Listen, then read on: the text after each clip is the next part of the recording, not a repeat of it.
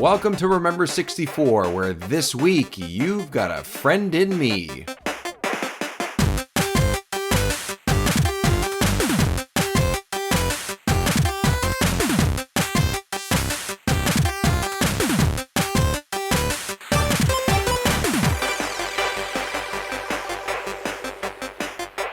Welcome to the show, everyone. My name is David Petrangelo, and this week we are playing and chatting about Toy Story 2, Buzz Lightyear to the Rescue.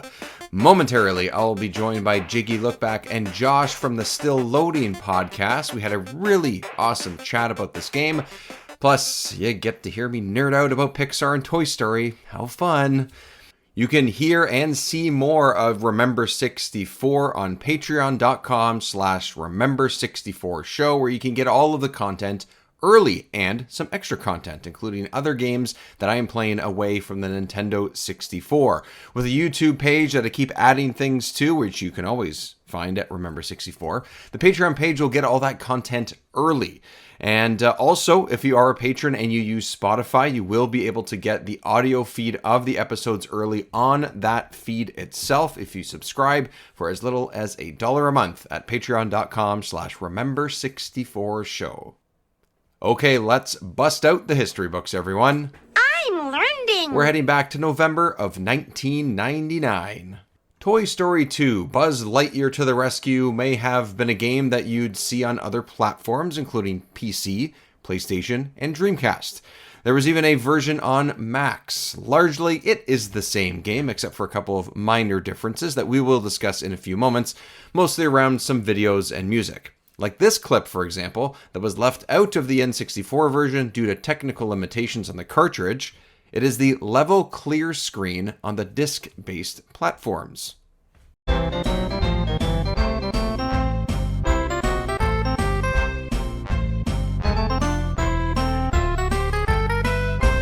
In this game, the story follows the plot of the movie that was released at the same time, but here you're playing just as Buzz and you're following his journey through tracking down Woody, who was taken in the opening scenes. Now, it's a little bit of an interesting take and definitely expands on the idea of what the gang had to go through in the movie. But how about the development itself? Well, licensing rights were purchased by Activision in July of 1998, about 18 months before the film. Pretty standard stuff at this point, and it was first showed off in May of 99 at E3. All in all, the creation of the game went well, and all the versions were released, though one of them, the Dreamcast port, which was a port of the PlayStation game, needed to be delayed until July of 2000, so we have almost a year in between there. Traveler's Tales developed both this and the game based on the original movie and its Game Boy iterations. Those are very different games, and also something you'll hear me talk about in a few minutes. Despite development mostly going off without a hitch, there was some controversy though. The initial release was protested and pushed back on because one of the enemies in Al's penthouse stage was sent to look like a racialized stereotype of Mexican Americans. Now, it was too late to change this for those first prints. They included that bad guy, but he was later replaced by a cowboy that looked a little bit like Stinky Pete from both the game and the movie. Today's show is brought to you by EPOS Gaming Audio, with a comprehensive lineup of both wired and wireless headsets, gaming amplifiers, microphones, and webcams. EPOS has everything you need to experience the power of audio. Like their H6 Pro lineup, which features two versions, an open or closed headset. The closed headset allows you to tap into exceptionally detailed audio and seals out ambient noise, while the open version delivers natural, high-fidelity audio with an incredible soundstage. Both headsets include a magnetic, detachable microphone and a sleek design that has no wild RGB configurations, just good design. Listeners can save 15% by visiting www.eposaudio.com/gaming and entering the code EPOSFRIEND15 at checkout. That is EPOS Audio, EPOSAUDIO.com/gaming, and entering the code EPOSFRIEND15, no spaces, no underscores, no points. All of that can be entered at checkout for a 15% discount. And just before we get to the chat with the three of us talking about Toy Story 2, I thought let's flip through some pages of Nintendo Power with Nintendo Power time. Issue 127, December of 1999.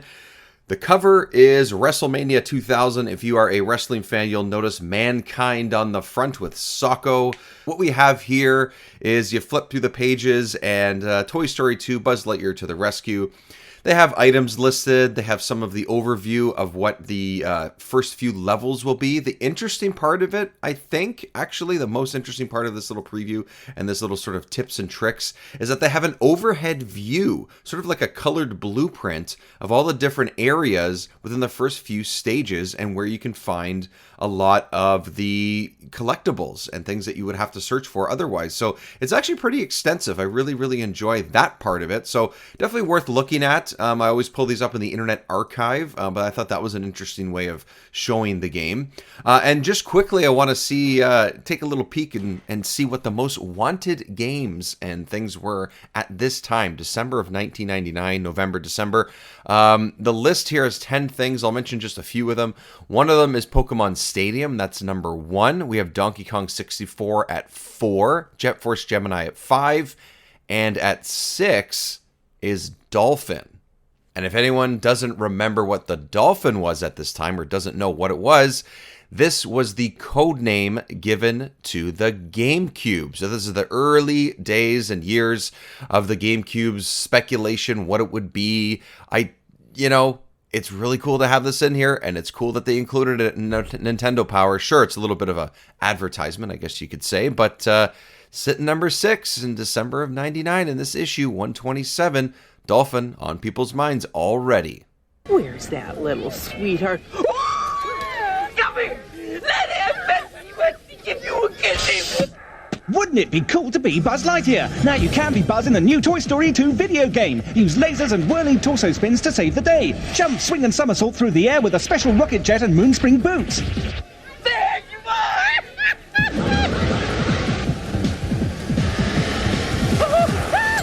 In the new Toy Story 2 video game, you are Buzz Lightyear. Life is good. As usual on Remember64, it is time to chat about the game itself. Yes, we are talking Toy Story this time. We have a special guest with us. Before I say hello to our special guest, Jiggy, how are you, man? I'm good. How are you? I'm holding up. It's been a busy evening for yourself as of this recording right now. You kind of rushed home to be a part of this, so it's really fun that we're gonna have like 3 of us now. So that was unexpected, and the cat's coming to join as well. And hello. my cat, if you didn't hear in your little intro there, started No, actually, meowing. I'm like right on cue. She runs in and meow. perfect. Like, of Just course. wants to be a part of it. It's all good. But She just really loves Toy Story. really loves. So do I. I love Toy Story. I love Pixar. We'll get into it. Don't worry. Okay, so we have Josh from the Still Loading podcast here with us this time. We're going to be doing a couple of episodes together, so you will be hearing that on our feed and his. But Josh, Still Loading podcast has been going on for hundreds of episodes at this point. Welcome to Remember64. Thank you for having me, man. I've been looking forward to this for quite some time. I'm a fan of your show. I've been listening to the episodes from I've been trying to catch up and listening from the beginning and trying to catch up again. But N64, man, it's my first console. It will always have a place in my heart. So when I saw there's an entire podcast dedicated to my favorite, I should say my favorite, but my first console, my first love, I had to pester you in order to get onto the show. So thank you so much for not being bothered by my pestering and allowing me to come on. Oh, not at all. Are you kidding me? Anytime we can have an awesome guest on is always welcome. We've had so many so far. Jiggy was that. Now he's on it more regularly. And then recurring guests is exactly what we need. Co-host chair, not co-host chair. It doesn't matter. It's all good. It's an open door. So actually, you sort of, I stepped all over the segue there, but I just thought I would ask at first, as we do with anybody that's new on the show, your history with the 64. You kind of touched on it. Let's start there. Oh, yes. So for those, if any of my listeners are listening to this, they've heard this story a bunch of times. But for all you Remember 64 listeners, buckle up your sit downs. It's not that exciting of a story, but I'm going to share it anyway. Woo! No, so when I was a kid, I didn't have any video games until about 10. I was 10 years old. I would play games at other friends' houses, church friends and neighbors and all that good stuff. And I remember my neighbor had a Sega Genesis, and I loved the Sega. I loved that thing so much. I loved, of course, Sonic and Tiny Toon Adventures, Buster's Hidden Treasure. Jiggy knows what I'm talking about. Yes, we all do, apparently. Dude, yes. Okay, literally, this is okay. Keep going. That was my favorite game of all time for a long time before I even owned any video games. So I remember going up to my parents. I'm like, hey, I really like, so could I get some video games? Could I get a Sega Genesis one day? And so my parents are like, well, think about it. And that usually was code for, honestly, I have no idea. It could have been yes or no. It could have been like never, and we're just going to tell them we'll think about it. Or it could have really meant they were thinking about it. It was a mystery. You never knew. And one year for Christmas, I think it was 1999, if I remember correctly. What a great year. It was a very good year. And I got an N64 for Christmas along with Donkey Kong 64. And I remember I was pissed. I'm like, this isn't a Sega Genesis. I was so mad, man. I was like, I asked for a Sega and you got me this. And some people that may be I may have gotten the lesser of the deal, but I disagree. I ended up falling in love with my N64. It took a little bit. I remember the next day we actually went to Blockbuster to rent Pokemon Snap, because that was nice. Like, I knew Pokemon. I didn't give two shits about Donkey Kong 64. I was confused by it at first. Now it's one of my favorite games, flaws and all. But at the time, couldn't stand it. I was like, I don't understand this. What is this Donkey Kong? Like, I was very young in my gaming journey. I had no concept of a lot of the different characters and all that other. Yeah. Though I'm fairly certain I knew Donkey Kong prior to that. In any case, got Pokemon Snap from Blockbuster and rented it. Never did the sticker thing that you could take pictures and bring it back to Blockbuster and print out your pictures. Never did that, even though our Blockbuster had that. Kind of regret it too. In any case, played Pokemon Snap, really enjoyed that. And then I kind of started figuring out Donkey Kong 64 and being just amazed by the worlds and like just this big 3D playground that I could play in. I'm like, this is amazing. Why did I not like this at first? And then the rest was history. I got Toy Story 2 specifically in regards to this game. I don't remember when, but my parents got it for me. And this is one of those games where like I ended up really enjoying it. I was a little confused by it at first because 3D controls, especially early 3D controls, are a little rough around the edges.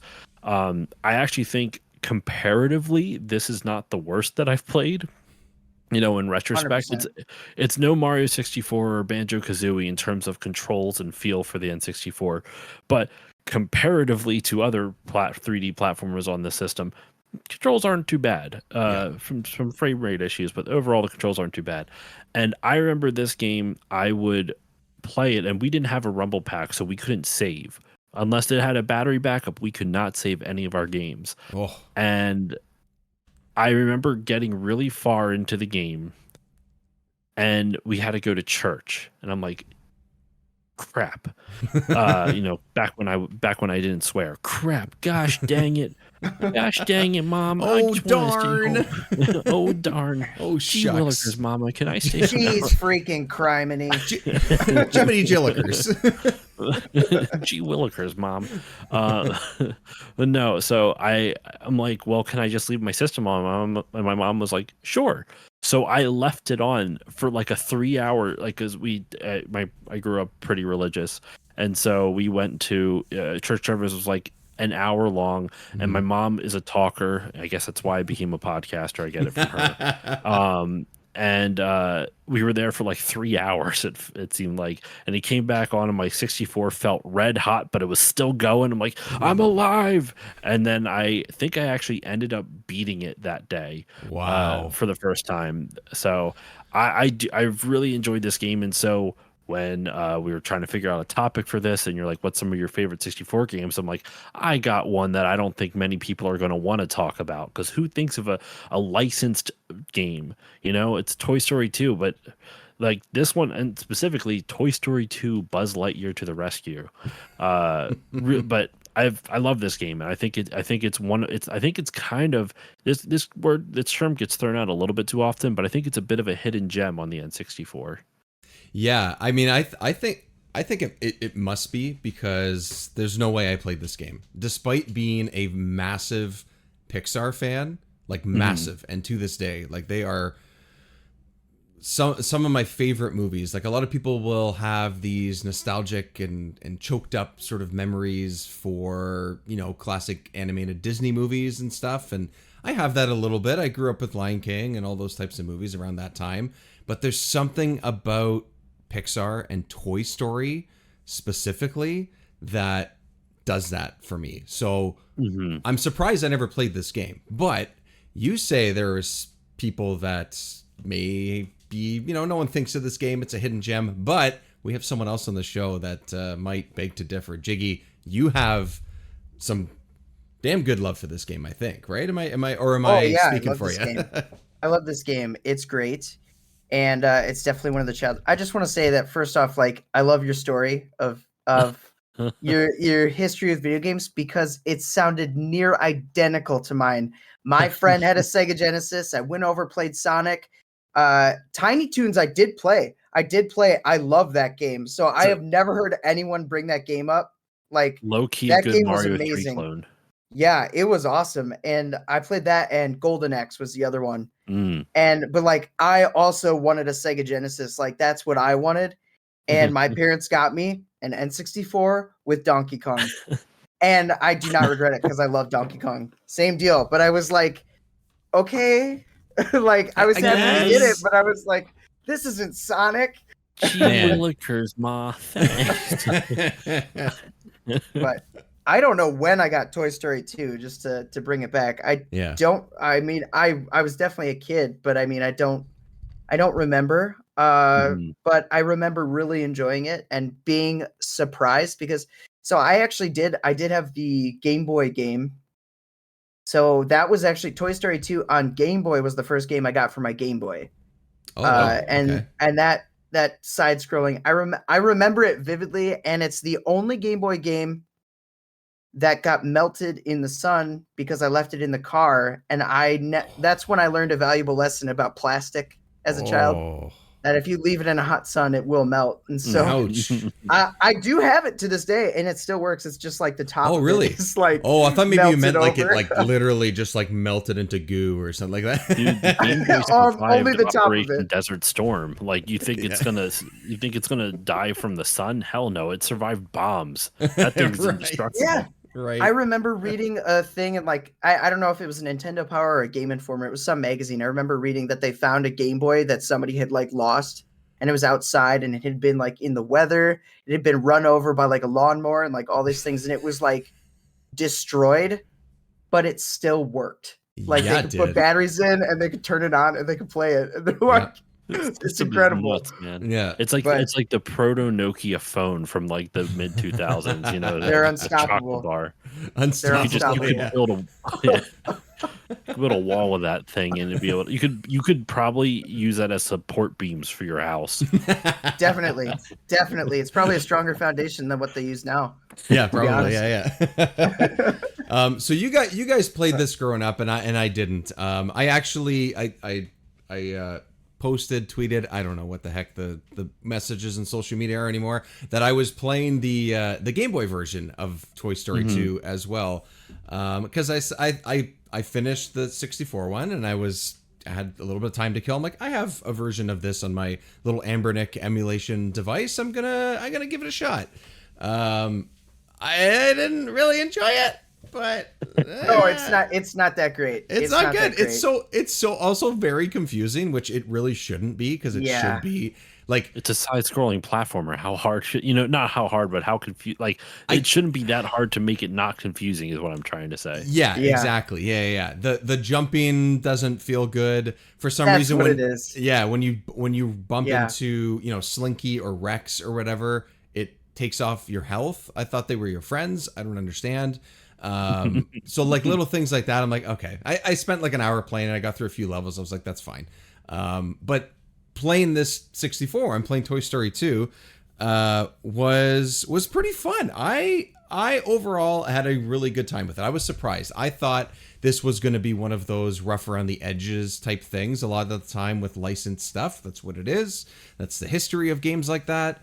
Pixar has games and has had lots. Once GameCube, Xbox 360.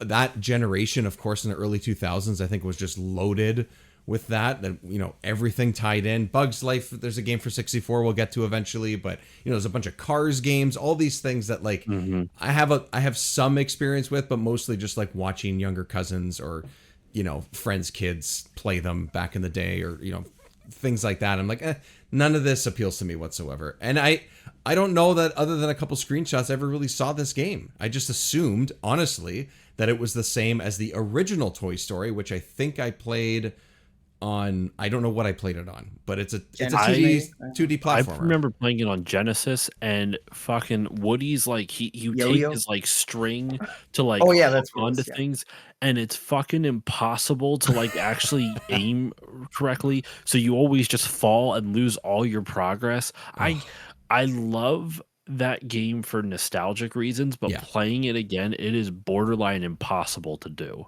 So that's how I felt playing the Game Boy version of this, where it was like, I'm sure this was okay, or I'm sure it's not bad, but especially compared to this 3D version on the 64, it is not even the same. Not even close. I think what stands out to me about the 64 one is that it's a little bit of a Mario 64 clone, in the sense that there is a big open playground in each level. There's different objectives in each level. You can complete them in any order that you want, assuming that you know what to do. Though Mario 64 does offer a little bit more guidance, at least on the main screen, but you can get them at any point. You don't have to collect all of them in each level to progress if you don't want to.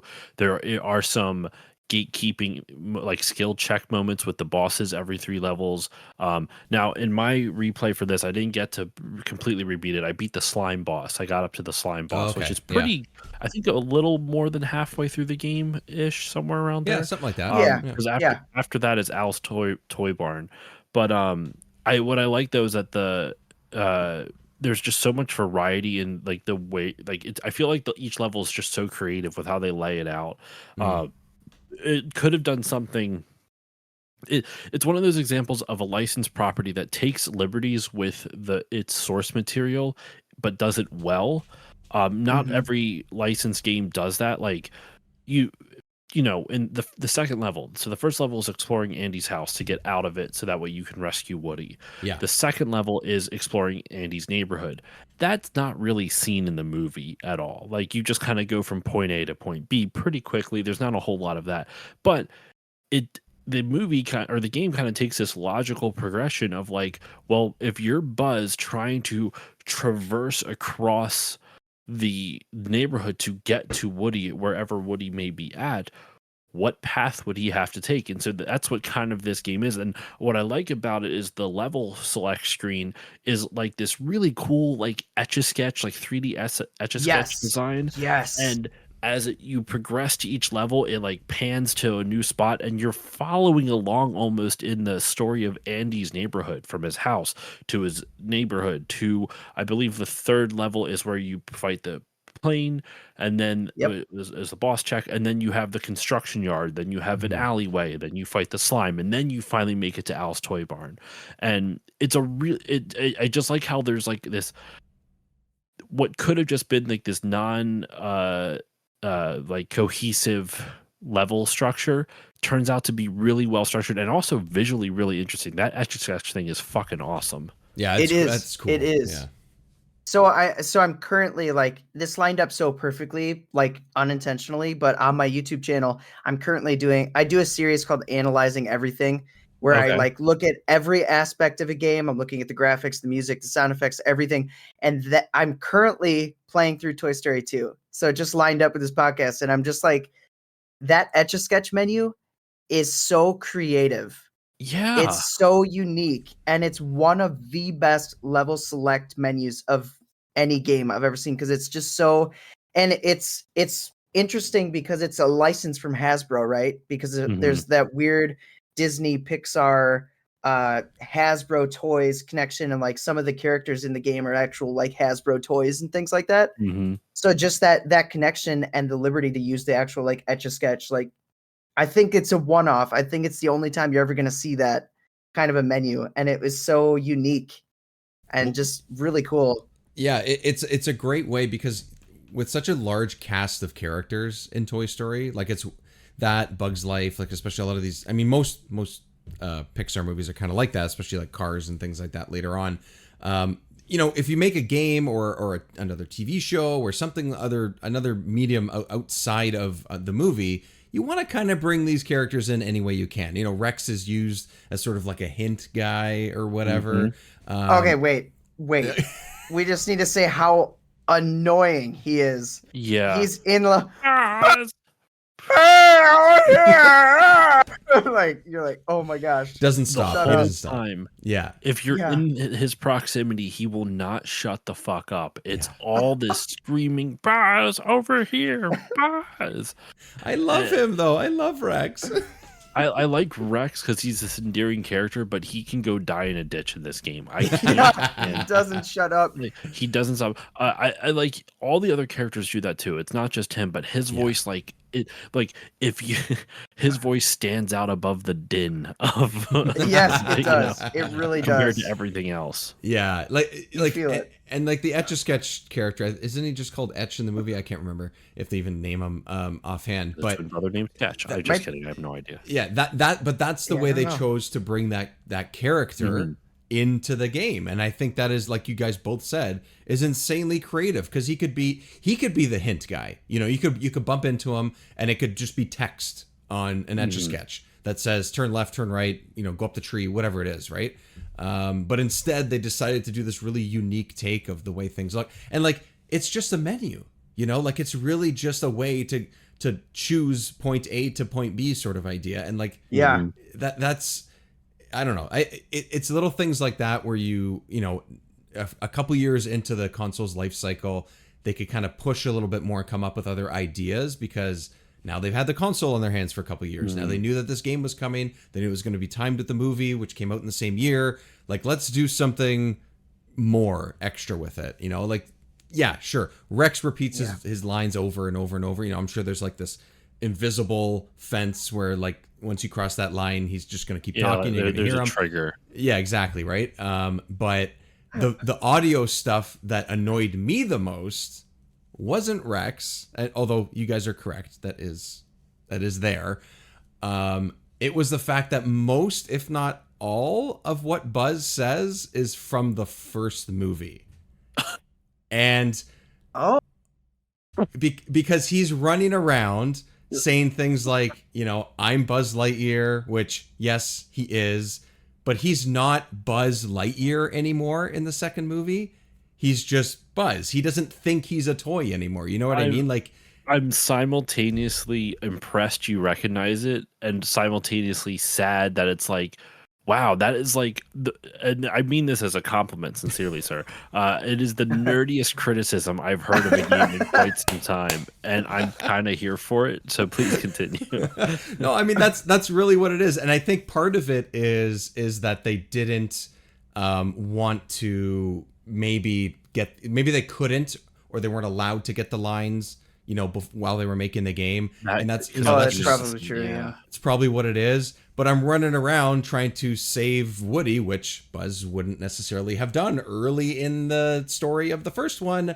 And he's, saying he's Buzz Lightyear and he's running around and he's basically pretending he's still like Buzz Lightyear when he's really not, And the one line that stuck out to me is one of the early lines in the first movie. I think it's probably within the first half hour before he gets knocked out the window, when he's still in Andy's room and he still thinks he's Buzz Lightyear. I don't know if it's like when you do something in particular it triggers, but I heard it like 100 times playing this game. He just says, "You're mucking me, aren't you?" Oh yeah.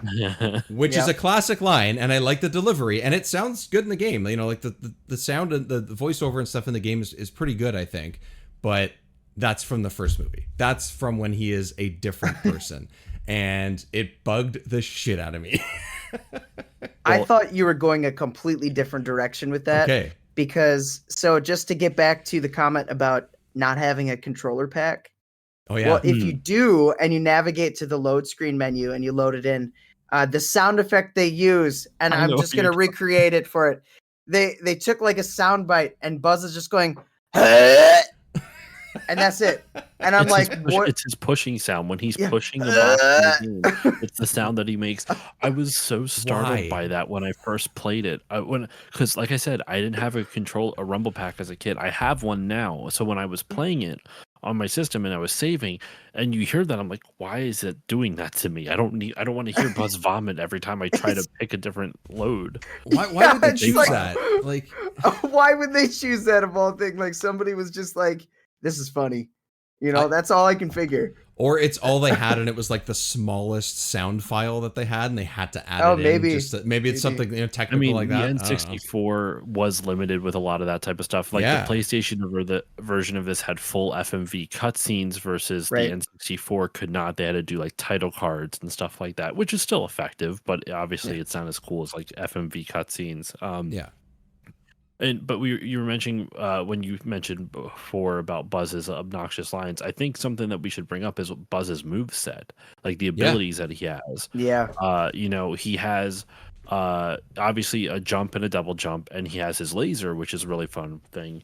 But on top of that, you have a stomp, which is really it can be used to like help propel you, like to press buttons. If there's like a jumping, like a bouncy pad type of thing, you can do that, and it'll propel Buzz higher.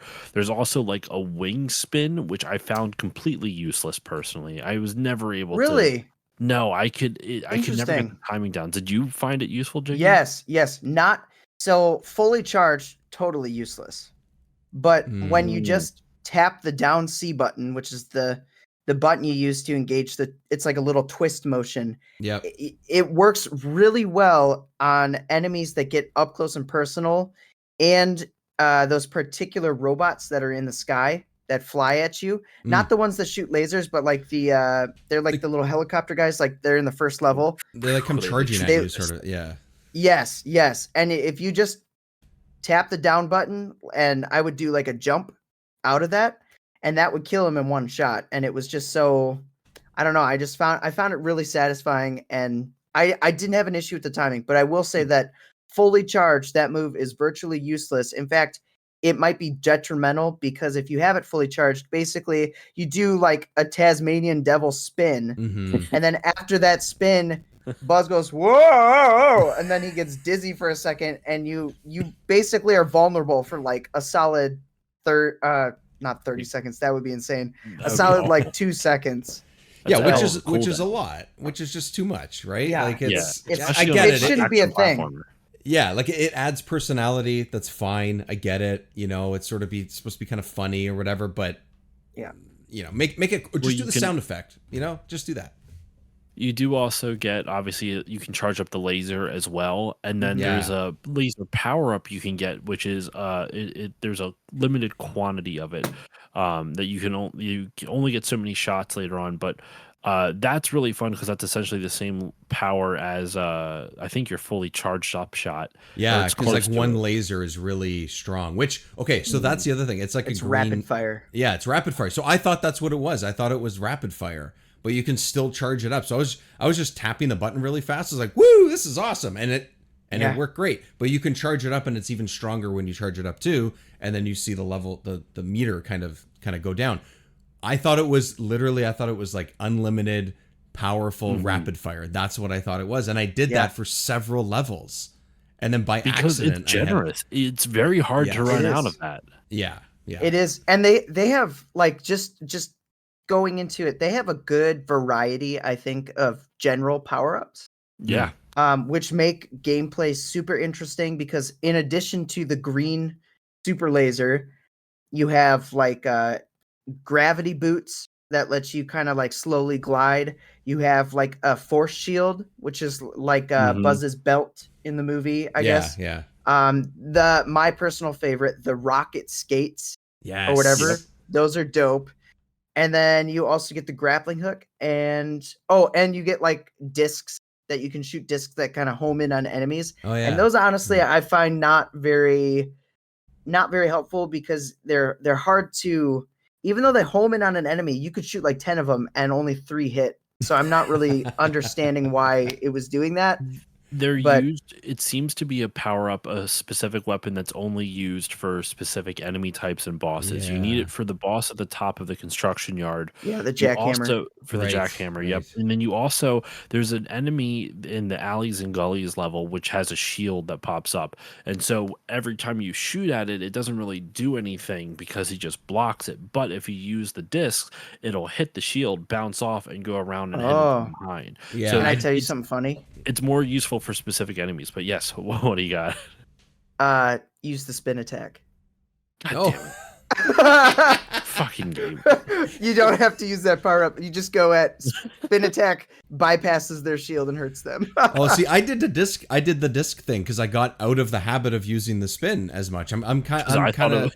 Yeah, I was like, I think I did like the half spin thing, like you were doing, Jiggy, but I didn't use it as much because I didn't find it as whatever. It didn't work for me as much as I thought it would. So I did the disc thing on that moment specifically. Actually, that's funny. I don't know that I mentioned the other one's a grappling hook. I don't know if I said that. There you go. Well, what's interesting about the power-ups too is you don't get them when you need them. You have to. It forces you to backtrack, which would be. I think it's a cool idea because it allows you to explore different levels in a new way once with these new power-ups. Though in the second level, Andy's Yard, you need the rocket boots to beat RC in the RC race. You don't need them if you can cheese that race. Oh, can you? Yeah. Please give us this hot tip because I definitely tried and could not do it. All you have to do is when you see RC coming, because you'll be able to accelerate much more quickly than he can right off the gate, right? But he's going to catch up to you real fast. Just stand in front of him. He'll bump into the back of you and pause for a little bit. So every time you see him coming up on screen, just stand in front of his path. He won't get out of your way. He won't get out of the way, and he just bumps into you and like gets stunned for like a second. And so you just do that for 3 laps. I never really had to slow down. I didn't have to stop or anything. The first time I did it as a kid, I did because I couldn't react fast enough. So I would like run like 5 steps, wait for him to get up to me, then be like, haha, you can't pass. And then I would take another like 10 steps or whatever, turn around so I could see him come and wait for it and let him bump into Take you like 45 minutes to get to. Yeah. It's like a super long race when it's supposed to be like 45 seconds. I'm a speed runner. Yeah. Watch this, kids. That's amazing. The backtracking thing I was surprised. Go ahead, Jiggy. Go ahead. Oh, I was gonna say kind of the same thing. I was kind of surprised. The level, so it kind of triggers my OCD a little bit because I'm like, I want to complete and get all 5 tokens as I'm doing a level. And the one that really got like that one in particular didn't get me as much. I was like, oh, I got to get the power up and come back. Yeah. The one that did trigger me was in the alleys and gullies level. I think that's what it's called. Mm-hmm. And you need the grappling hook to actually get up and fight the boss. Yeah. Which the mini bosses feel more significant. And like, I don't know. It just felt like I didn't like that. I didn't like that I had to backtrack with the grappling hook. Well, because by that point you can get to all the mini bosses without anything extra, like backtracking at least. I know it's still somewhat early in the game, so maybe that's part of it, but it kind of feels out of character for the game because you're in that level. Why not use what's available to you in that level for that level's boss, right? Which is what feels a little bit weird. Yeah. That is by far the level that I liked the least, I think. I don't know what it was about it. Oh, really? It felt very awkward. Maybe there's just too much jumping, too much timing. Like when you have to climb up on like, I don't know, is it umbrellas or something? I can't remember what it is. It's umbrellas. Yeah. There is balloons that you can hop onto, which I always hated because the drawstrings, it was so easy to just jump right through. Right through. It was kind of hard. I actually only got 2 of the Pizza Planet tokens in that level in my preparation for this because I couldn't so the in general, listeners, there is 5 Pizza Planet not in general, there are 5 Pizza Planet tokens in every level.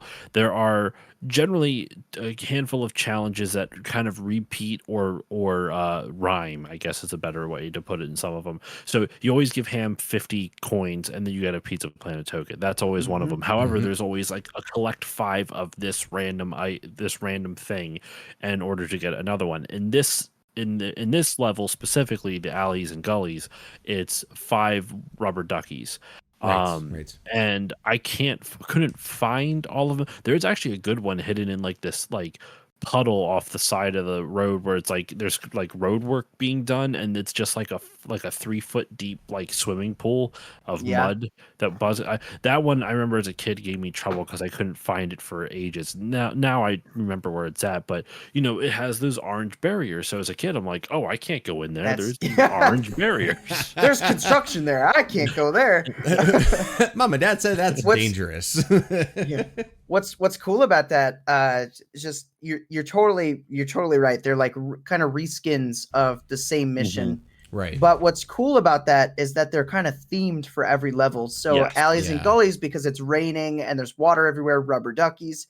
And like the construction zone has little I don't know what they're called, little tykes, I want to say, but maybe that's not right. Yep. Little tykes, you got it right. Little tykes, the little construction workers, and you got to go find them. I love those. They're fun to kind of hunt and collect, and they all make unique noises and look different. Like the rubber duckies are like, and you got to like kind of listen for it, and you're like, I'm close. Where is it? I can't find it. Yeah. And it's kind of fun.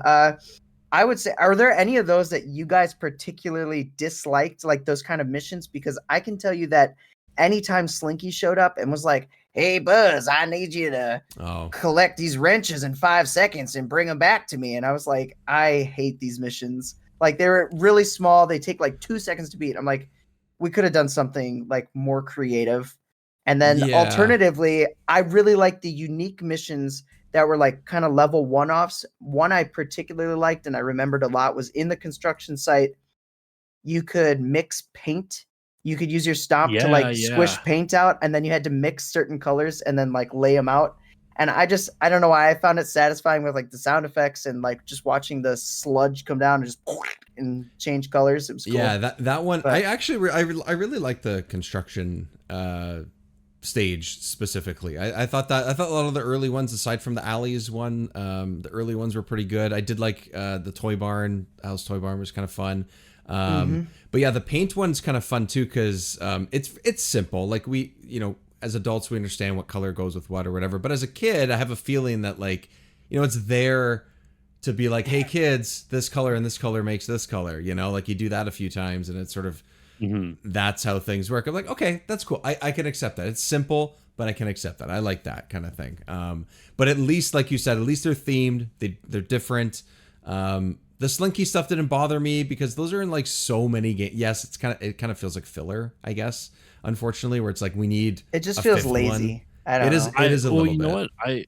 I will say that I agree they're not my favorite, but I don't know if I would actually classify them as lazy. And here's why. Now, I don't know about the rest of the game, but at least in the first 2 Slinky ones, the first time you see Slinky, from what I remember, is in the level 4, the construction yard, and then the one after that is level 6.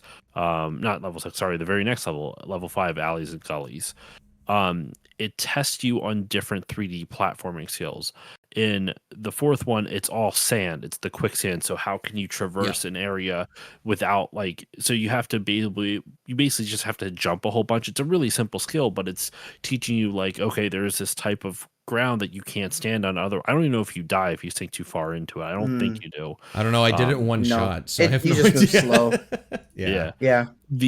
In level 5 with the alleys and gullies, all of the wrenches are there's a platform in the middle of like this like sewer, pretty much a sewer drain, and they're all just off the platform, so you have to jump and then do your double jump back the direction you came. So the first one kind of teaches you movement skills. The second one kind of teaches you like kind of platforming in a 3D space. Like it's somewhat, honestly, a little bit challenging because if you miss one, you're screwed. You can't complete the challenge and you have to go back and do it again. Now, with that said, while I do think they serve that purpose, does that come back? Do the things they teach you in those little exercises ever come back throughout the rest of the game? That I don't remember. So I think it's a cool idea. It may not have been implemented well depending on how the rest of the game plays out. Like I said, listeners, I did beat this as a kid and I got up to level 7 in preparation for this, but my memory of the last half of the game is a little groggy, and there's a lot left of the game after level 7. That is about the halfway point. Yeah, 7's about halfway. I would say I think maybe as a kid or as someone who would be having like earlier experience in platforming, especially 3D platforming, I think it would maybe have a little bit of experience, like you would be able to build a little bit of a skill. Especially back when this was contemporary. Exactly, yeah. But now the whole like jump, like the alleys one where you're saying you use the double jump to go back to where you were, like right. Jump out and then back again. Like I knew immediately that was going to be the way that I was going to do it, whether the game wanted me to or not, because I have that skill to be able to do that now. Whether the game is easy to maneuver that way is a different story, but I knew that for me, I'm going to go to the edge, jump, come back, jump, come back, jump, and I did it, and I did most of the slinky stuff in 1 or 2 shots because I have that experience now. But I think 20 plus years ago, it probably would have been something that would be more of a skill based token that I would have to get. And yeah, I see what you know. What, man, you made a good argument. I think there is something. Yeah, I there's think more you did to too. it there. Actually, I'm not saying you have to Shit, join here we them. are. There's a difference between it doing something to teach you something and you actually finding enjoyment. That's okay. Sure. Like that one I was telling you about in Alleys and Gullies, I'm not a big fan of. I don't like because already with the camera angles in this game are a little awkward compared to modern sensibilities. So trying to like angle it and do it right, once you get the hang of it, it's not awful, but it still was not my favorite as well. I will say this is a little bit of a tangent, but a platformer that has I love any game that lets me do a double jump, and if a game gives you a double jump and it's not satisfying, it's a real big problem in my opinion. This game has a really satisfying double jump. I love the feel of it. My only issue is ledge detection. There are so many fucking times when 100%. I would run up to a ledge. I'm like, I know I can grab onto you. Why aren't you letting me grab onto you? Because you let me do it before, like 10 minutes ago, or maybe not, like 5 tries ago. Why can't I do it now? It doesn't make any sense. But like low key, I think a really underrated element of a good 3D platformer is a solid double jump. It is one of the most like, I don't know, it's like almost like it's one of the most satisfying and like I can't think the word I'm trying to like tactilely. Even though I know tactile is like physical touch, to me like a good double jump is like almost this tactile response. It feels so good to do, and this game really nails it. I feel like. Yeah. And similar to like grabbing onto ledges and stuff, if you know that you've got your timing and your spacing correct or whatever in any kind of game, whether it's 2D or 3D, when the character latches on and you know you just got it, like sometimes that's on purpose, right? They put it at a distance so that it feels like you just got it. This game has some of those, and then sometimes you're like, well, what the hell? Why didn't you grab it? You were right there, man. Like you did it, like you said, 10 seconds ago. Why not now? Like, what am I doing wrong about this jump? Like Alleys and Gullies, man. In the one section with the watermelon stand, there's a box that you can push from the watermelon stand. There's like 2 tables. 100%. There's 100%. like, I know exactly what you're talking about. I had the same issue. We all do. It was watermelon awful. stand, easiest fucking thing to climb onto. The box on the right side of it, like on the opposite end of that alley, you can get it one every like 12 times. It feels like. I wonder what that is. I wonder what that is. I don't really understand it. I don't know why things like that. It's something to do. Obviously, it has something to do with the technical and the programming and stuff, right? But it's so odd that something like that would happen, because largely the platforming, I think, is it's awkward because of the camera a little bit with the 64, and it's a little bit awkward sometimes because you don't quite know what your angle is. A lot of that is the camera, but it's collision detection and stuff too, right? Sometimes you just go, like you mentioned with the balloons, or you're climbing a tree or something. you just sort of go right through it sometimes. Like, why? Like, unless you're in the middle of Buzz, sometimes it feels like he's never going to grab on. And I don't get that. I don't get that. I think sorry, go ahead, Jakey. No, I cut you off. Go for it. I was just going to say, one thing we didn't really talk about in the moveset, and probably for good reason, because it's only implemented like maybe a handful of times, with the exception of when you get the grappling hook power up, is the fact that there is a first person mode. You tap R, you go into first person, and you can aim and fire your laser. Yeah, you forget about it because it is a mechanic, and the game specifically shows you that it's a mechanic, they don't use it very often. It's really cool in the very first level when you go into the crib, and it's like there's a first person, like shoot the locks. You feel kind of James Bondy, and you shoot the locks. And it's got a really cool, like graphically, it has like a reflection of Buzz on the actual helmet, like which is is a callback to the first movie. When you first see him, it's a first person perspective, and you can see his face, which at the time the technology was like, oh my god, his reflection in the plastic. Anyways, I bet you cool. That reflection was matted on. I bet you. Oh yeah, definitely. It's just an image. It's just an image that's like, I'll take it. The opacities drop, but it's cool. No, you bring up that first level with the crib. Low key, I think that's my favorite level. I don't think it's the best one, but I think the reason is because as a kid, I think that level made me fall in love with the game because it felt like you were playing Toy Story. You were this tiny toy in Andy's house. You could go up to the attic. You could go down to the basement. There's a garage. There's a living room. There's a kitchen. Like, it was a full fucking house. Minus, obviously, you can't go into any of the bedrooms upstairs, but it felt like a real house, which I couldn't believe they did in this. I do think this game does push the boundaries of the 64 a little bit too hard, or maybe I'm not going to say it was programmed poorly because I do not know. I'm not a game dev, but in all honesty, my biggest criticisms for this game, I'm sure some people may not end up liking some level design choices, but like, it's more on a technical level. Like, and it happened in the first level, it happened in a couple different things. Frame rate issues, there's a lot of frame rate dropping. It was very stuttery at times. Obviously the ledge detection was a little rough, and also the camera, which I'm willing to forgive the camera because of the time that it came out. Like, that was just, compared to the contemporaries, I'm not going to harp on something. Modern context, it's not great, but it's also nowhere near the worst that I've experienced. And like, specifically to bring it back to that level that I was talking about, the basement, I always found there was a lot of basement and garage, there was always a lot of frame rate drops. I think because there's a lot of enemies in that area. But one of my favorite things to do in Andy's house is you go to the top of the steps, and you would see if you could jump off of it at its height and see if you could land on the handrail, and then walk down the handrail to get the battery at the knob at the bottom of it. It was always this really precise movement, but if you're able to do it, it was so satisfying. I'd agree that I think any level, I kind of have this thing in games that any level that makes me feel like I'm in a giant room or something, like I'm small in a giant house, is really cool. Al's penthouse, which is a later level in the game, very similar, similar vibe. But I do think that going back to Andy's, it's just it's colorful, it's fun, it shows all the mechanics. It introduces us to a lot of the missions that we do. It has a couple power-ups. It's got a lot of different places to explore. It's got a sweet boss fight in the attic with the robot, the mini boss.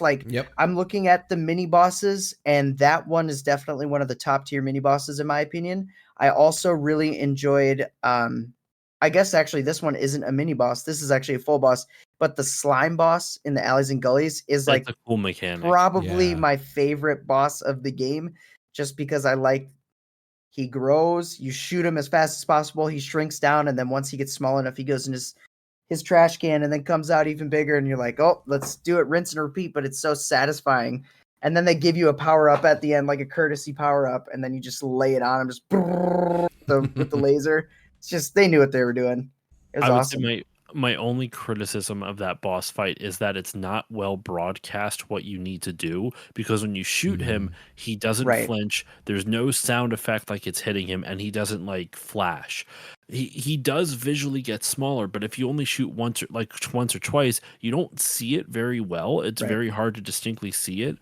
But if you shoot it a bunch and you see him shrink, you go, okay, I see what the mechanic is, and you have to do it like 5 times. I think the mechanic is really cool. I just wish they would have made it a little bit more visually noticeable that that is what you're supposed to do, because I don't think the game does a good enough job telling you, like, when you shoot him, to make it that it'll make him small, and if you can shoot him enough, he'll squeeze inside the trash can, and that's how you damage him. If they had made it where it was much more visible that he shrunk, I think it would have been a lot better. But I think the actual idea is fucking great. I'm kind of with you on that, Jiggy. I like the boss. I just wish it was a little bit more visually noticeable. To He's make just it got apparent to the style. player. He's got style, you know. He has he's no like, grace. He's green. Or sorry, no, you brought up your favorite boss with the slime monster. Yeah, slime trash, slime time. Slime time. I mean, I didn't 3 get minutes. You ain't going nowhere. Slime time. I don't really. I would say, if anything, and this is only because of nostalgia, and I haven't been able to replay the entire game to remember the latter half. The first mini boss, the Tin Robot, and I say it because of this. I figured out like a good way to, because what I like about that first mini boss is that the camera will stay focused on him, so you don't have to worry about adjusting it or this and that. I think it's a really nice change that the game devs do, so that way you don't have to constantly finagle with the camera. And it was really satisfying once you understood the boss's pattern of how to dodge it. You could just charge up a shot, and you would almost like, you'd run away from him and then kind of like run towards him, and the camera would kind of swoop around, and then you could shoot him, and then you would or you have to keep dodging him until he would turn over and his key would automatically crank, and then you could hit him. And for some reason, like, I don't think that is a creative boss, mind you. It's really it's a basic ass Mario boss, you know. You hit him like 2 or 3 times, wait for his vulnerable spot. In terms of actual mechanics, it's really not anything special, but it's just satisfying to me, just the way the camera kind of swoops around once you get into the right rhythm, and it's just really fun to do. So yeah, that's mine though. What about you, Dave? Do you have any favorite bosses? I do. You know, it's funny. I have like a small story about the first one because I had no experience with this game. I just sort of knew about it, and that's it. I definitely recognized the cover. That was something I recognized before I hit play on the game. When I jumped up to that spot and started fighting the robot, I didn't even know it was like a mini boss or whatever, because I didn't really know what the enemies were yet. That was the first area I went up to because it's pretty close to the bedroom and whatever. So I just thought like this was one of, sure, a slightly more difficult one, but I just sort of like powered my way through it. I don't remember exactly what I did, but yeah, it was a charge up shot. I'm sure it was, like you said, fairly easy to figure out or whatever, but I was like, oh cool, I got a token. Oh, I'm supposed to collect tokens. Oh, okay, cool. Yeah, right. Like that sort of quote unquote mini boss like taught me that I needed to collect tokens and taught me that there are mini bosses. And you know, it's just it's like you're sort of talking about before how the level itself is simplified but well designed. I think that's one of those things that, to your point, that backs that up for sure. So I actually didn't really like the slime monster one. Because I just found all I'm doing is just pressing a button. All I'm doing is going like this. I'm just okay as fast as I can. Yeah. That's the best. I don't know. Maybe I wanted more out of it. Maybe it's just because that stage really just didn't do it for me, and I was just sort of soured on it. Yeah. It was definitely one of the stages where I was like, I'm not really interested in going back to this when I get the abilities that I need. Okay. So Alleys and Gullies, because you both said it's not one of your favorite stages, I didn't mind it. Okay. It's definitely not my favorite. I didn't mind it. One stage in particular that I did not really care for was actually Andy's Neighborhood. Really? And the only reason why it felt, It was Rex, wasn't it? It was Rex. yeah, it was Rex. I don't know. I like elements of it. I wanted to like it, but it just, Yeah. I don't know what it was. It was too small, too empty, as opposed to like the house. I felt like there was so much, and maybe it's just because you're coming off of the house, like you're coming off the high of the house, and that stage is so strong. And then this stage, it's not bad. It just wasn't my favorite, and there was something about it, and I can't really peg exactly why it wasn't my favorite. Because the pool I loved, the pool, that specific section, the tree I loved, but like the other yards and like your yard and the little sidewalk area racing RC, I just was like, it just didn't do it for me. I also remember elevator hop not being great, but it's been years since I've got to that. What did you guys think of elevator hop? Because I just remember the name. I don't remember much about it. I just remember not enjoying it as a kid. I did enjoy it, but I know that I'm in the minority because I could see objectively if somebody was playing this, they would hate it because it's almost like a maze, but it's a maze like to go up. You're like, did I go up this way to get up here? And the only reason why I say I enjoy it is because for some reason, I like those 3D type levels that are like based bottom to top rather than you like verticality. Moving. Yeah, I like verticality, exactly. Like Frantic Factory and like Donkey Kong 64 was one of my favorite levels, and that's the same concept. And Click Clack Woods, Banjo-Kazooie, same concept. It's just moving up things, and that's the level you get the grappling hook, and you can unlock shortcuts, and there's a lot of climbing. And I just feel like it's a unique perspective, and I appreciate it. I think I appreciate it mostly because it differentiates itself as a level, which is also, I also like the tree in Andy's neighborhood for that same reason, but it's significantly smaller. And maybe if it had more of that, I would have liked it more. Yeah, I didn't mind the elevator. Now that you think, I wasn't playing through it going like, oh, this is frustrating or this doesn't work or whatever. I found it was okay. I like the I think, is it just called Airport? I should look up what it's called.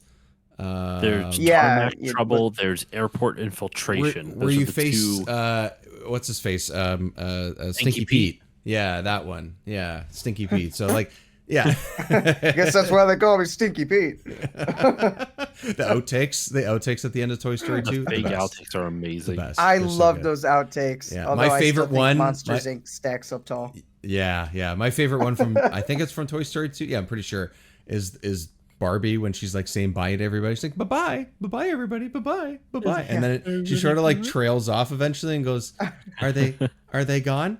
Oh my god, thank god, my cheeks are killing me. I just think that is just a brilliant, simple joke. Anyways, airport infiltration level 13 where you face Stinky Pete. There it is. I found it.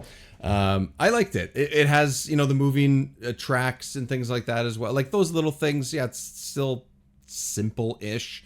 But I don't know. It sort of meshed well with me. I enjoyed that stage quite a bit. So I also really liked the construction yard for the same reason Jiggy was talking about some of the other ones with the verticality of it. I love climbing up that building that is being constructed, all the different beams and like how things move across. It does suck though. I remember as a kid I hated it because I was still learning how to do 3D platforming, and if you fall, you fucking fall to the bottom. But there are workarounds, because as you progress up this building, there are these little switches, and if you stomp on them, there's an elevator on the side, so it acts as little like check marks. I'm honestly surprised in this game how relatively fair the difficulty is. Like, you have this giant fucking building you have to climb up. In other games, if you fell, you do that whole thing again. In this game, there's like 3 or 4 check marks so long as you hit the lever. So long as you got to the lever and hit it. I think that's really cool. In general, there's only 5 tokens that you need to get. No, I keep saying in general. There are only 5 tokens in each level. Did you find a secret one that we don't know about? Yeah, I know, right? and you can complete them in any order. And once you get one, you can exit the level. That's your way of saving an exit. So if you're ever worried about like losing progress, as long as you exit the level, it essentially saves your progress. Well, you have to then tell the game to save, but still, it's pretty straightforward. Like, I'm honestly really impressed with how fair this game is, considering at the time it came out. I'm not saying games were out like, NES hard, but like this was still an era of like still learning how to develop games in 3D and how to like what's fair checkpointing and whatnot. Like in general, like I don't like, so I have to go back and I'm probably going to play more of this game even after we're done recording, because I really do enjoy it. Like I'm at Al's Toy Barn right now, and if I want to, I can go back. I have 2 of the 5 tokens in Alleys and Gullies, and I can go back and figure out how the fuck to do the rest of that stupid level as I go. But it doesn't feel insurmountable, versus like if I were to go play, like I'm trying to think of something contemporary right now. If I were to go, I can't think of something contemporary at the moment that would be like a good example, but just, think of like any hard NES game, or like even some of the other like early 3D games, especially on like the PS2. Like like this is a couple years later, but I guess that maybe even proves my point that they should have known. Like Jak 2 is some of those bullshit checkpoints you'll ever see in any video game. But this game feels very, very fair. Fun fact, actually, I normally on my own show, I normally on my own show go into a lot of the history of the game. I didn't really do a lot of research for this one, but the developer of this game, Traveler's Tales, they're now currently the developer of all the Lego games. Like they're still a thing, and they're outrageously popular because they do all the Lego games. They did Crash for a while too, I think. They did Crash Twinsanity, which shout out to my buddy Bill over the Gaming and Collecting podcast, because he did an episode on Crash Twinsanity somewhat recently, a game that I had I didn't give 2 fucking shits about, because it's really funny. That's what they were saying. I'm like, really funny. I feel like I missed out on this, so I kind of want to give it a shot.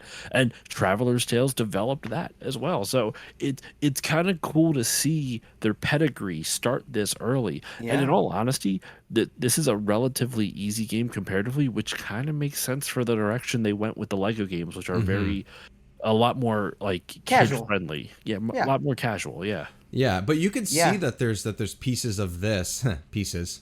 Lego of this toys. I called just moved to another toy brand. That's all they did. That's all they did. So unoriginal. But also it pays the bills.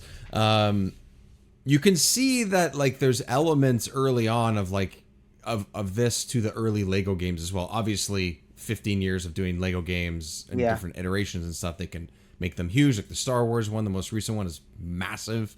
But the early Lego games are still, you could see, like they're simplified, forgiving. I mean, they're all kind of forgiving, but like you could see that if this was a Lego game, if they did Lego Toy Story, it would make sense if it played just like this and acted just like this, because it has some, lighthearted humor because of the property that it's using, because you can build things, or you can move and collect certain things. Like it kind of does make sense, when you really look at it. And I think that this game's pretty damn good. I was surprised. I honestly was. Do you guys want to talk about the music at all? Let's do it. Absolutely. If it touches on my heartstrings and my nostalgia in any way, which all 3 Toy Story, well, 4, but first 3 especially, I'm all for it. Let's go. I do want to say one thing, just because I didn't bring it up. I love the Mr. Potato Head missions. That's all. Yeah. I just love collecting his body parts. It's so funny to me. This game gives you all the gadgets. Yes, that's right. Oh yeah, he's cool. cute. Yeah, he's got a bowler but he hat holds and everything. out. You gotta do something for him first. 007. Buzz Lightyear. Find my ear, and I'll give you what you need. And I'll give you this exploding pen if you find my ear.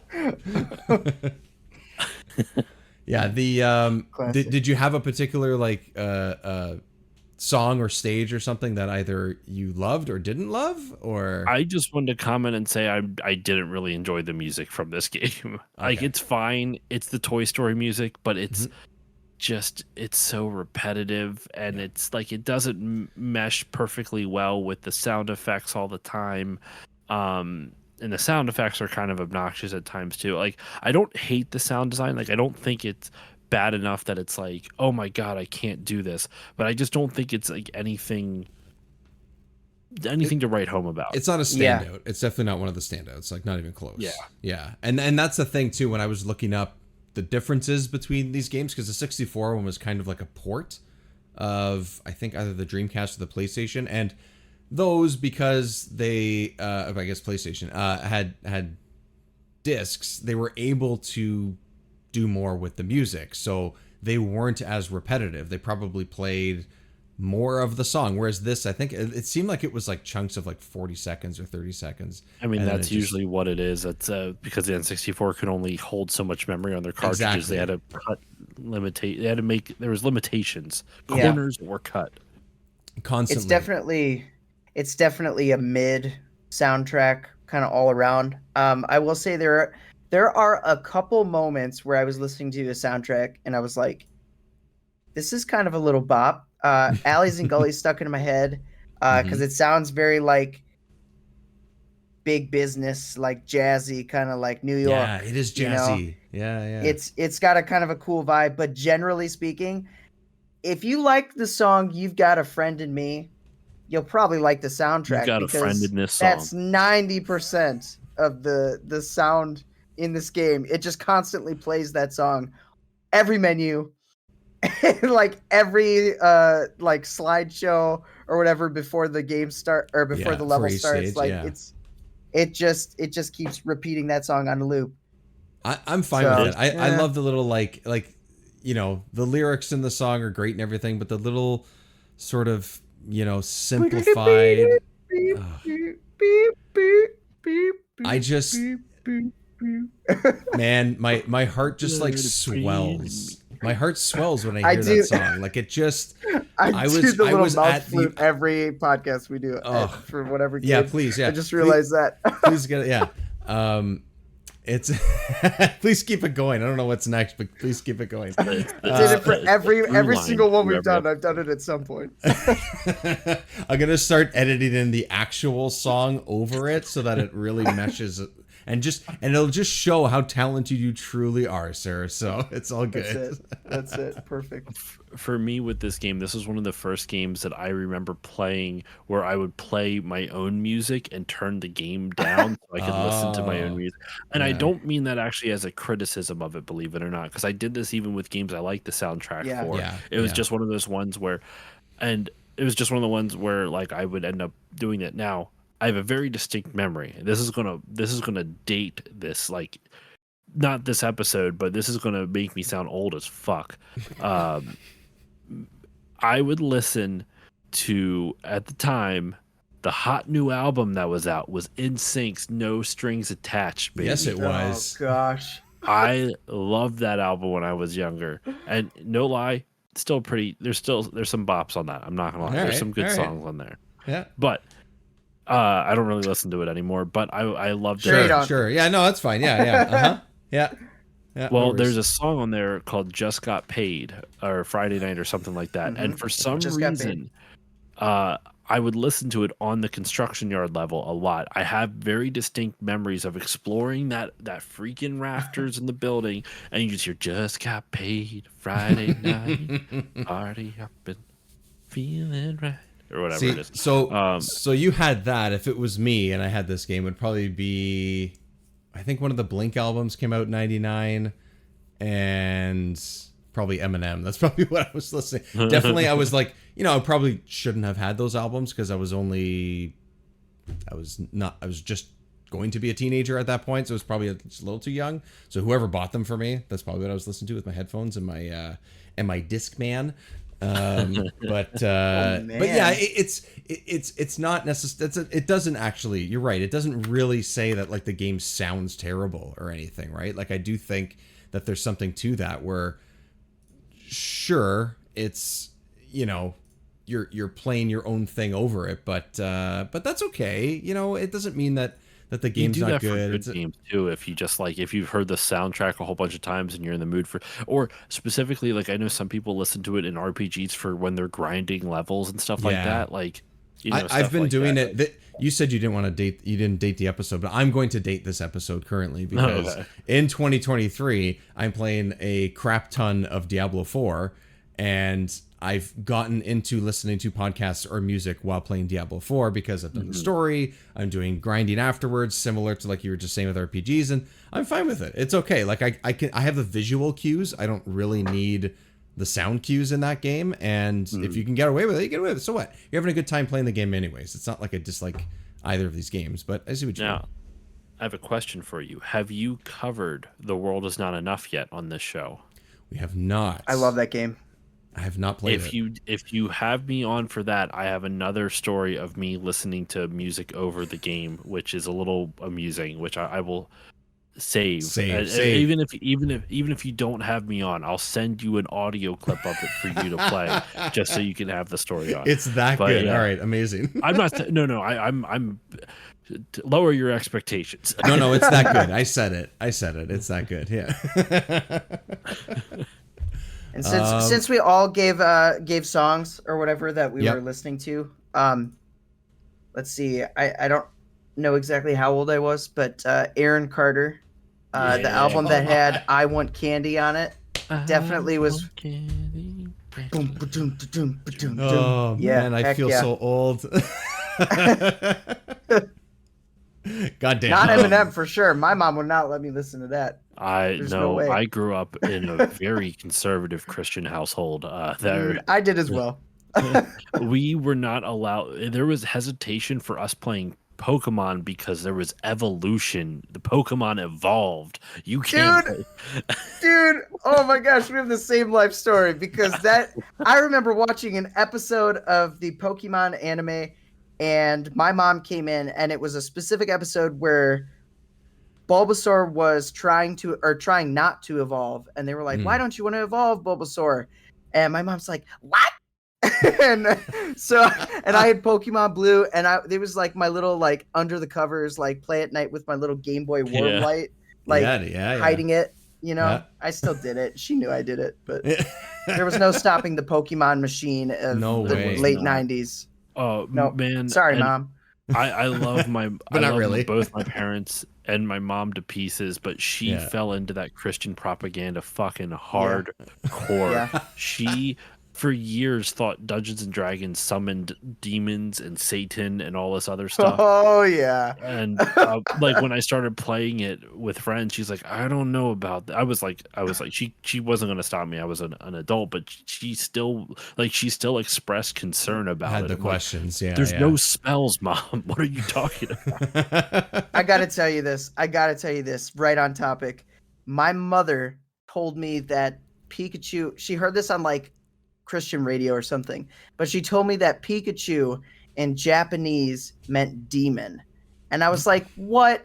And I remember being like the 8-9-year-old that I was, and internet fresh out there, and using Dogpile, not Google, Dogpile. I know, and I would go in and I dogpiled it, and a Pokemon in a Pikachu in Japanese meant sparkling glitter mouse or something. And I remember being like, "Mom, you're wrong," and telling her and like explaining it to her, and she's still like, I don't know.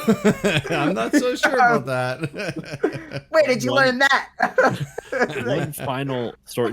This isn't a personal story of mine, but it's someone I had on my show. It involves Pokemon, and then I guess we should wrap it back up with Toy Story 2, of course. I mean, yeah. Well, so I had a guy on my show named Jeremy Blaustein. Jeremy Blaustein is a localizer. He is famous for localizing games like Metal Gear Solid, Silent Hill. He also did Silent Hill 2. I don't know if he did 1. He also did oh my gosh, Castlevania Symphony of the Night. Like he localized them over to English. He also worked on the Pokemon TV show. Actually, his sister, before she passed away, was the voice of Meowth on Pokemon. That's Is that right? Maddie Blaustein, his sister. So he was a localizer for Pokemon. Now, the whole reason I thought of this ties in with when you mentioned Pikachu and translating it to Japanese, because there was a joke in the original Japanese. It was, I forget which version of which Pokemon show it was. It was like Professor Oak had a brother that liked to tell puns or something like that. This was like past when I stopped watching before he showed up. Well, the pun in Japanese was, I don't remember the whole setup, but he says Pimanchu, which literally means like steak. So it's supposed, instead of Pikachu, you say Pimanchu. And you can see where the pun in Japanese would come in, because it's close enough to Pikachu, steak, blah, blah, blah. But if you were to translate that literally, which is why, kids, localization is so fucking important and should be considered writing and not just translating. If you just translate it, you would translate it as steak chew, which is not a fucking joke. It is just a line that makes no sense. And so he told the story on my show where he goes, he went to his supervisor. He's like, hey, how do you want me to localize this to keep the intent of the original? Because I can't, steak chew doesn't make sense. No one's gonna laugh at that. The joke's gone. It's not a joke anymore. And his boss basically told him, like, just shut up and translate. And he apparently did not handle that well, and that's the story of how he got fired from Pokemon. Oh my god! What on that specific? Jeremy Blaustein's an awesome dude. Really, he was really funny. Really, really good guy. Really enjoyed it. It was a couple of years ago that I had him on, but one of my favorite episodes I've ever got. One of my favorite people I've ever had the pleasure of talking to. I'm going back then. I gotta listen. I'm going back. So as far as Toy Story 2 goes, as far as this one goes, no Pimanchu there. No Pimanchu. No Pika steak. None of that stuff. Overall, we've sort of talked about a lot of aspects of it. Overall, this game is pretty great, I think. Personally, I had a great time with it. It was fun to play for the first time. And Josh, honestly, when I was like, usually when I'm asking people like what, trying to decide what games we should play or whatever, I always defer to the person that's going to be coming on, because I want to know what works for them, and a lot of the time, again, like I said earlier, I'm very surprised I never played this because I'm such a huge Toy Story fan. I had an N64. I don't know why I never played this before, but I'm sad that I didn't, because I think even at the time I would have enjoyed it. I think it's one of those games that would have stuck with me like it has with you guys. So so I really enjoyed it. Jiggy, what was the sort of, like, I guess, quote unquote updated thought or updated thoughts as you continue to work through it on your own YouTube page as well? Well, I would say that I went into it very positively because I had a lot of memories of it. A lot of, like, I remember playing this game for hours and really enjoying it and doing a lot of things. And I think I actually went in and my opinion of it actually went down a little bit. Okay. And not in the fact that the game is bad, but the fact that I went in with the mindset of it's great. And I kind of was a little disappointed, and I'm like, well, it doesn't live up to what I remember of it. It just doesn't hold up as well as other games like Banjo or Donkey Kong. Even I would probably say it's good. Yep. It's better than okay, but it's not great. So I would say it's good. It's somewhere in that 7.5 out of 10 range for me. Yeah. But it's definitely a solid experience, and you're not going to regret playing it. The thing I really appreciate about it is the fact that there's 5 tokens in a level. First off, as far as I remember, you don't need all of the tokens. No. So it's optional to collect them all, and they're very, like, the levels are very fast paced. Like, honestly, if you're trying to get all the tokens, it's going to take you a max of like 15 minutes, maybe 20 minutes to complete a level. So it's really fast paced, and I appreciate that. And I could see this being a cool game. Like, if people are really into speed running, I'm sure there's a lot of weird stuff. I'm sure do. there's some cool It's stuff. one of those games that I'm just like, this would be a cool speed running game. It's set up sure. for that for sure. Yeah, definitely. So, yeah. What'd you think? For myself, I think it. Well, first off, I think, listeners, if Dave's words doesn't tell you to play it, I don't know what will, because Jiggy and I have nostalgia for this game, and those rose-colored glasses can wipe away a lot of sins in a game. So if Dave enjoyed it without those rose-colored glasses tinting his view on it, it's worth checking out for that alone. For myself, it still honestly holds up. I was a little more frustrated with the camera that I remember as a kid.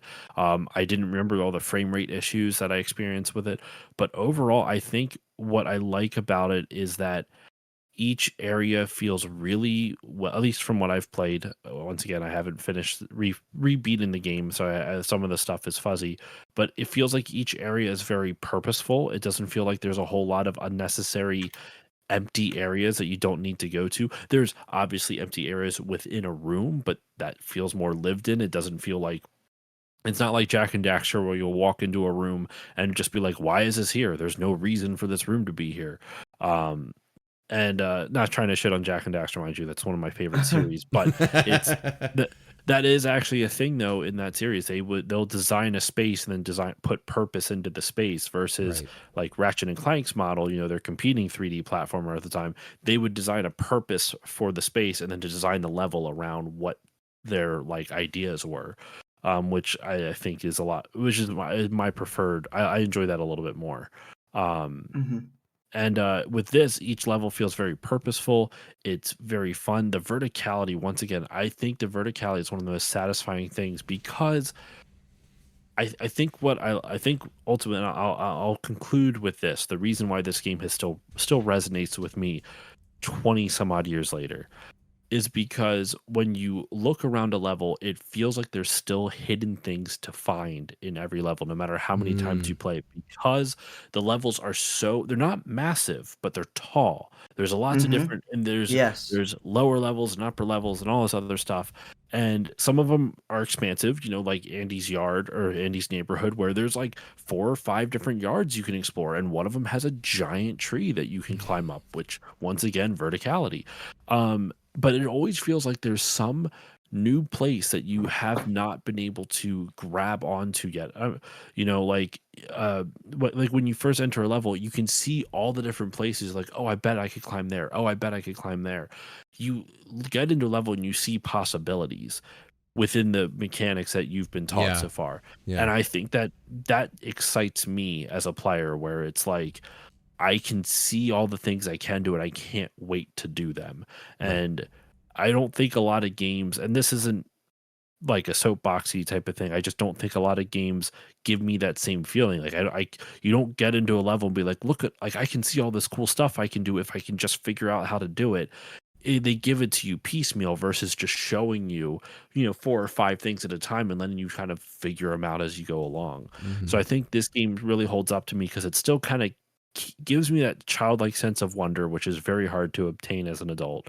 And it's well designed, and just the platforming just still holds up. In all honesty, it really does, minus some of the camera issues and the frame rate stuff, which if you can... And the ledge grabbing. And the ledge Every once in a while, random ledges for some reason are like more slippery. And not all ledges, just a handful. Yeah. So yeah, I love this game, man. I'm kind of with you, Jiggy, where I wouldn't put it as great, but I'd give it a little bit higher. I'd probably give it like an 8, maybe 8.5 on like a good day type of thing. It's nowhere near Banjo-Kazooie or Mario 64. I do actually kind of put it on par with Donkey Kong 64 because Donkey Kong 64 is more polished for damn sure, but because it's such a heavy collectathon, this feels a lot more streamlined. Like there's a lot, it feels a lot more focused and guided versus Donkey Kong 64 is all over the place. So yeah, I love exploring though. So yes, Donkey Kong 64 is great for that. Yeah, every nook and cranny. Why not? Right? Yeah, no, it's every true. nook and cranny. I freaking love it. So yeah, I love this game, man. I'm so excited that I finally had a chance to talk about it. So thank you again for having me on for this. No, of course. And before we say bye and thanks once again, where can everybody find your amazing show that's going on for how many episodes now as of this recording? You're inching closer to 300.